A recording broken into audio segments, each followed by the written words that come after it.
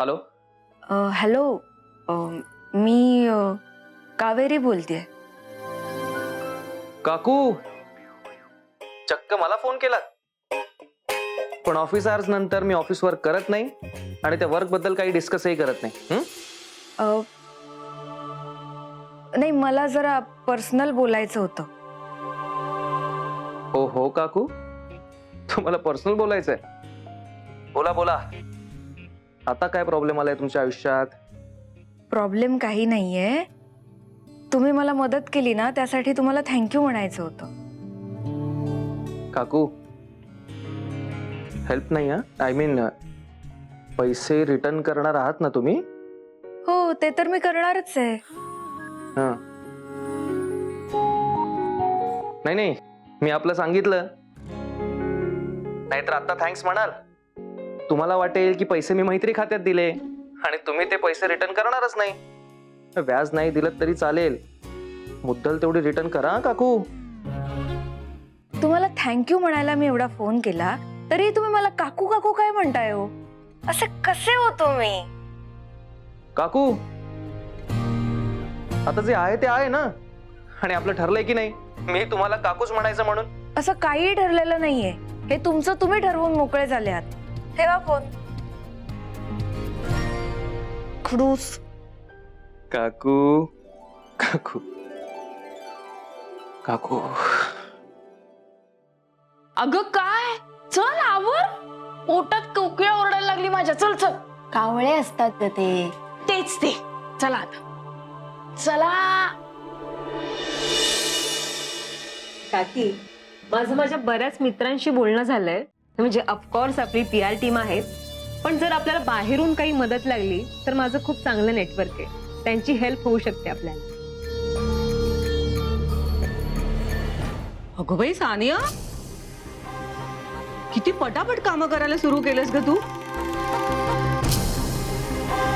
बहिणी, किती कर्तबगार आहे ना आपली सानिया.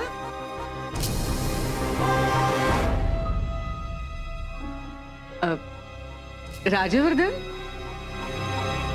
तुला कशी वाटली कॅम्पेनची आयडिया?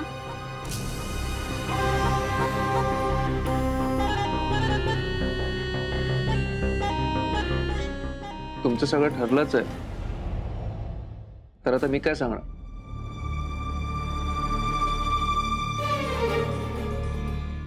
टू बी ऑनेस्ट, मला हे तितकंच आवडलेलं नाही.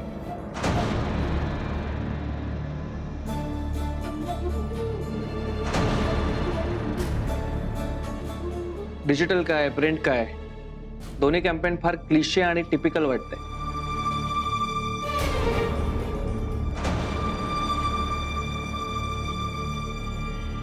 लोअर लेवलचे बिझनेसमॅन असले छोटे मोठे कॅम्पेन्स चालवतात. सो मला असं वाटतं की आपण हे करू नये.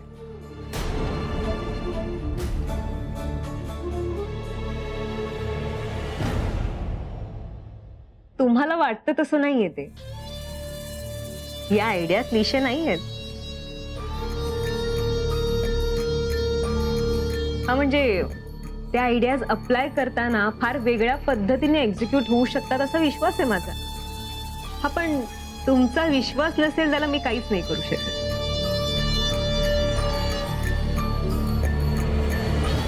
एक मिनिट. राजवर्धन, एक गोष्ट कायम लक्षात ठेव. बिझनेस उभा करताना किंवा आपण उभा केलेला बिझनेस यशस्वीपणे पुढे नेताना जसा वेळ, पैसा, मेहनत हे महत्वाचं आहे ना, त्याबरोबर एक गोष्ट सुद्धा खूप महत्वाची आहे. ते म्हणजे आपण ज्यांना संधी देतोय त्या माणसांवरचा आपला विश्वास.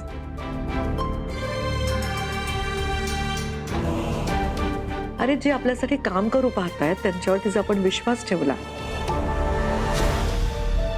तर ते आपल्यासाठी काम करायला जीवाचं रान करतील. कायम लक्षात ठेव हे. तसंही सानियाचं कॅम्पेन आपण पाहिलंय आणि ते चांगलं आहे, आपल्या कंपनीच्या फायद्याचं आहे, आपल्या सगळ्यांना आवडलंय ते.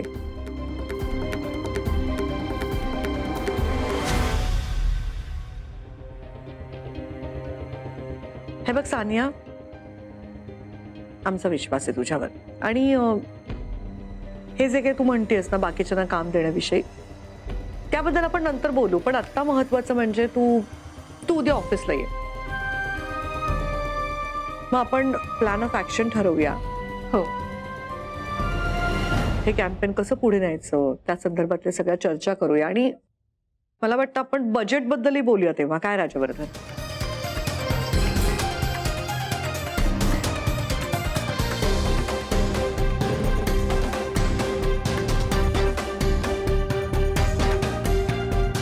ओके.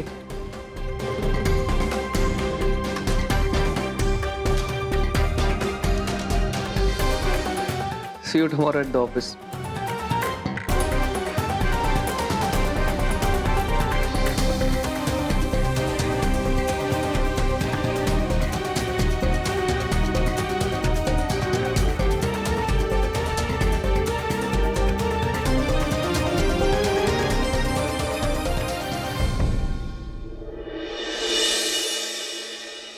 फर्स्ट स्टेजमध्ये आपल्याला प्रिंट मीडियामध्ये कॅम्पेन लॉन्च करायचंय आणि सेकंड स्टेज असेल डिजिटल मीडिया कॅम्पेनची. ओके. या सगळ्याचं बजेट मी प्लॅन केलंय आणि तसा मेलही केलाय. हो. Sorry, I'm a bit late.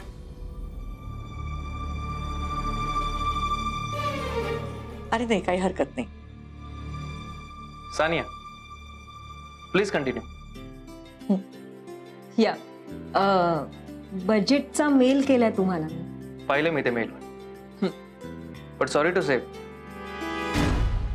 या कॅम्पेनसाठी एवढं बजेट नाही मिळू शकत.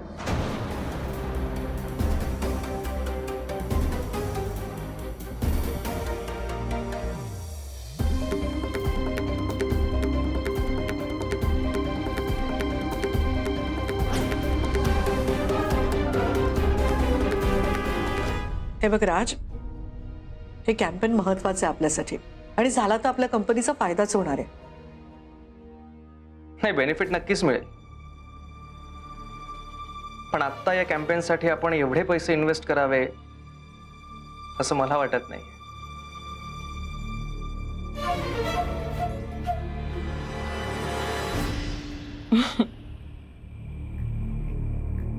ग्रेट.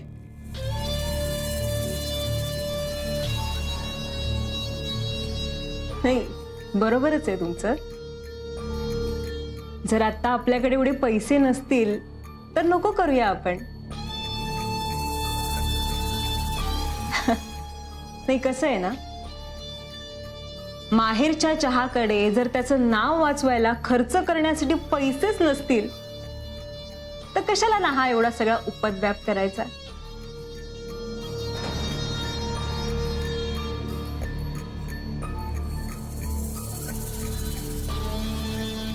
मला वाटलेलं की किमान एवढे पैसे तरी आपल्याकडे असतील खर्च करायला,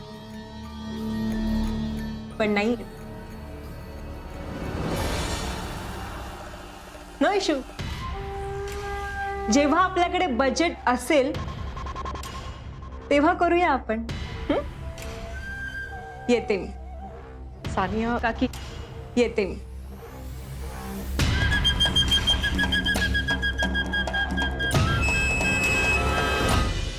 राज, खरंच पैसे नाहीयेत का तू उगीच आपलं? आई,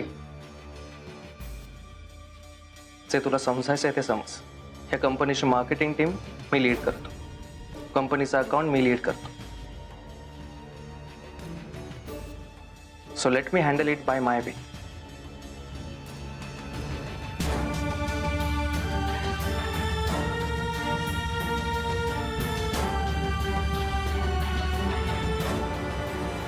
या घरातल्या प्रत्येकाला कसं सांभाळायचं तर काही कळत नाहीये मला. आणि मुख्य करून राजला. नात्यांना कमीपणा द्यायला तो आता बिझनेस मध्ये जे योग्य आहे, गरजेचं आहे ते पण करायला तयार नाहीये. नका काळजी करू, होईल सगळं नीट. असो, हे तर चालूच असणार आहे आमचं. बरं, तू मला ती सांग, तुझं कसं चाललंय सगळं? घराचा प्रॉब्लेम झाला का सॉल्व? हा, सॉल्व असं नाही म्हणता येणार, पण एक मार्ग निघालाय. म्हणजे त्या माणसाचं म्हणणं आहे की सगळे पैसे एकत्रित देऊ शकत नसाल तर मग त्याच घरात भाड्याने राहा. दर महिन्याच्या महिन्याला भाडं द्या. त्यामुळे मग आता आजी, तात्या, आई सगळे परत गावाला गेलेत. त्याच घरात आता दर महिन्याला भाडं देऊन राहतील. कावेरी, मला माहितीये बाळा तुझ्या मनात काय चाललंय ते. हे बघ, तू अजिबात काळजी करू नकोस बाळा. तुझ्या आईची आठवण असलं ते घर, तुझं हक्काचं घर मी तुला नक्की परत मिळवून देईन. माझा पूर्ण विश्वास आहे तुमच्यावर. येते. ये.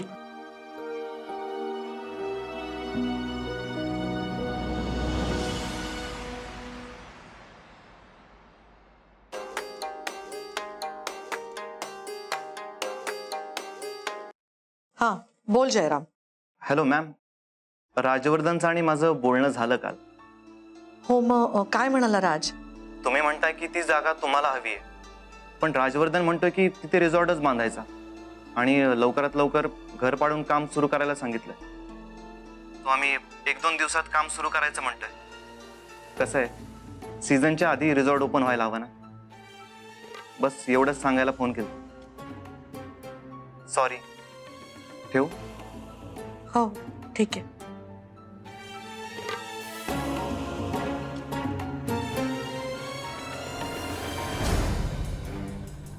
मला कळतं राजवर्धन असं का करतोय. फक्त स्वतःला माझ्या नजरेत सिद्ध करून दाखवायला तो घाईघाईने कावेरीचं घर पाडून तिथे रिसॉर्ट बांधायला निघालाय. एकदा का ते घर पडलं तर मी कावेरीला दिलेला शब्द कधीच पूर्ण करू शकणार नाही. काय करू आता?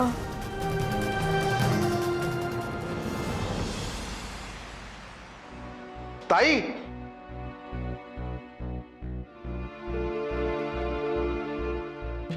आज डब्याचं काय करायचंय? मी जाऊन घेऊन येऊ का? आज स्पेशल आयटम असणार आहे, परवा होता तसा. मला माहित नाही रे बच्चू. ताई, काळजीत दिसतेस. काही झालंय का? काय सांगू, एक खूप मोठा पेच आलाय माझ्या समोर आणि तो कसा सोडवावा मला कळत नाहीये.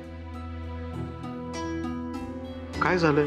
अरे, मी आता गुहागरला गेले होते ना, तेव्हा मी खूप छान घर पाहिलंय. मस्त टुमदार घर. ते घर मला हवंय, पण प्रॉब्लेम असा आहे की ते घर ज्या जमिनीवर आहे ती जमीन राजवर्धनच्या कंपनीने विकत घेतली आणि त्यांना तिथे रिसॉर्ट बांधायचा आहे. हो ताई, मी पण ते घर बघितलंय. छान टुमदार घर आहे. हो ना. तुला सांगतो, कोकणात आहे ना असं एक तरी घर असावं आपलं. खरंच मलाही तसंच वाटतंय. म्हणूनच हवंय ना मला ते घर. पण राजला कोण समजावून सांगणार, सांग तू मला. बरं, हा जो बिझनेस आहे तो राजचा स्वतःचा स्वतंत्र बिझनेस आहे, त्यामुळे मी त्याला थांबवू शकत नाहीये. ते घर जर राजने पाडलं तर खूप प्रॉब्लेम होईल. मला तेच घर हवंय.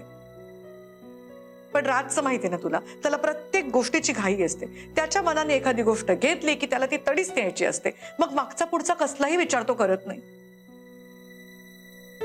मला त्याला समजावून सांगायचंय, त्यासाठी मला थोडासा वेळ हवाय. माझी खात्री आहे मला थोडा वेळ अजून मिळाला ना तर मी त्याला समजावू शकेन, थांबवू शकेन.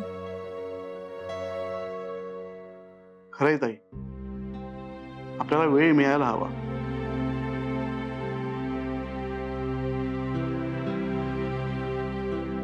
काय करायचं? काय बच्चू, एक मिनिट. एक उपाय आहे. तू तू करशील का? माझं एक काम करशील? अगं, तू हुकूम कर फक्त. तू सांगायचं आणि मी करायचं. काय करायचंय सांग. हो, पण एक गोष्ट लक्षात ठेव बच्चू, हे कोणालाही कळता कामा नये. हो.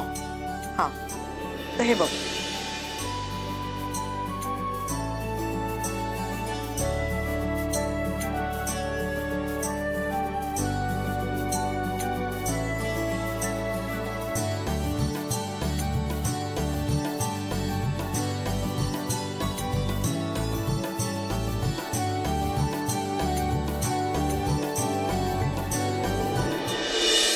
वा, मस्त प्लॅन आहे हा.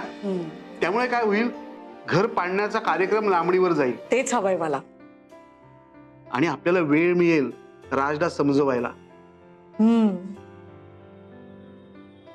हा, पण हे सगळं आपण केलंय हे जर राजला कळलं तर तो खूप चिडेल ना ताई. माहितीये मला बच्चू, राज खूप चिडेल. पण बच्चू, मी त्याच्या भल्यासाठीच करते ना, हम्म.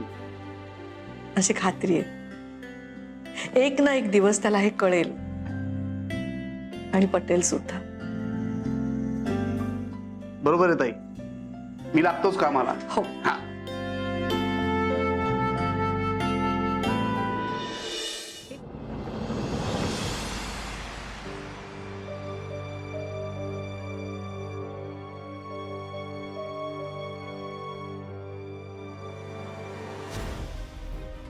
सानिया, अगं काय झालं? आदित्य, तो राजवर्धन मुद्दामून क्रॉस करतोय मला. आता बघ ना, मी एवढी मेहनत घेतली, प्रेझेंटेशन रेडी केलं, कॅम्पेन अरेंज केलं. रत्न मला काकीला सुद्धा हे सगळं आवडलेलं, पण नाही. राजवर्धन मुद्दामून बजेट वरून रडारड करायला लागला. आदित्य, तू हसतोयस? हसू नको तर काय करू सानिया, मला माहिती होतं हे असंच होणार आहे. तुला ही गोष्ट मी याआधी कमीत कमी 1000 वेळा तरी सांगितली असेल की राजवर्धन बिझनेसच्या बाबतीत किती जास्त पजेसिव्ह. सांगितली होती ना. हे बघ, त्याला नाही आवडत आपण कोणीही त्याच्या बिझनेसमध्ये इंटरफेअर केलेलं. तरी तुझा उत्साह म्हणून तू गेलीस तिकडे आणि मला काय म्हणाली होतीस की तू फक्त तुझ्या आयडियाज शेअर करणार आहेस, बरोबर? पण आता तुला त्या आयडियाज एक्झिक्यूट पण करायच्या आहेत, त्यासाठी तुला बजेट पण हवंय. तो नाही देणार तुला बजेट, हे तुला आधीपासूनच माहिती होतं. मग आता कशाला- आदित्य, तो राजवर्धन मला अडवा येतोय आणि वरून तू मलाच ऐकवतोयस. हे बघ सानिया, मी तुला आधीच सांगितलं होतं की आपण या सगळ्यामध्ये न पडलेलंच बरं आहे. हो, रिअली आदित्य? पडूया नको म्हणजे काय? मग आश्रितासारखं आयुष्यभर जगायचंय तुला इथे? आश्रित? एक मिनिट, काय म्हणलीस तू आता? आश्रित? आईची भाषा तुझ्या तोंडी कधीपासून यायला लागली? हा, तू पण आईसारखंच बोलायला लागलीस आता. हो, मी बोलणार आईंसारखं, कारण आई जे काही म्हणतात ना ते पटायला लागले मला. रत्न, मला काकी ज्या पद्धतीने मला इग्नोर करतायत ना, हे गेले 4 दिवस पाहते मी. आदित्य, ती कावेरी पण मला इग्नोर करतेय. राजवर्धन, तो राजवर्धन मुद्दामून बजेटच्या नावाने खोड काढतोय माझी. मुद्दामून हे सगळं ना, हे लोक मुद्दामून करतात. आदित्य, कळतंय का तुला? हा, त्यांना आयुष्यभर आपल्याला या घरात आश्रितासारखं ठेवायचंय, पण मी तसं होऊ देणार नाही. समजलं ना तुला? कारण मी आदित्य तुझ्यासारखं नाही राहू शकत.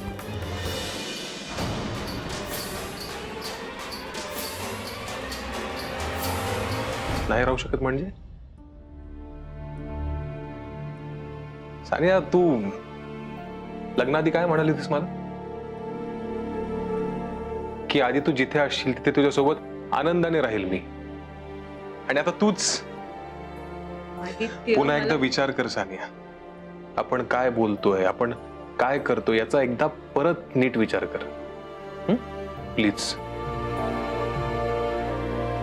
आदित्य, ऐक ना.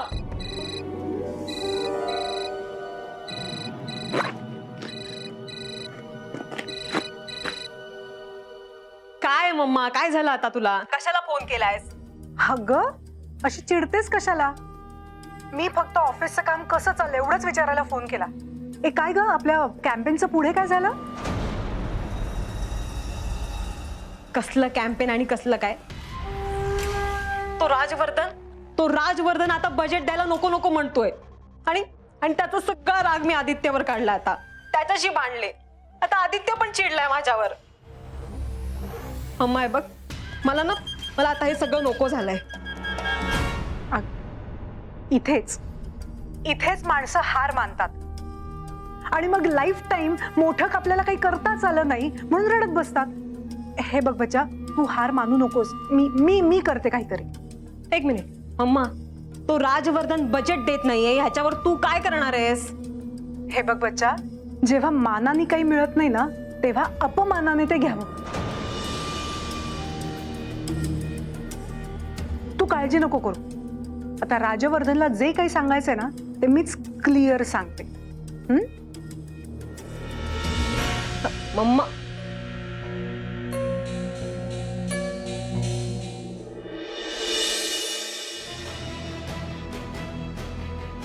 येऊ का आज?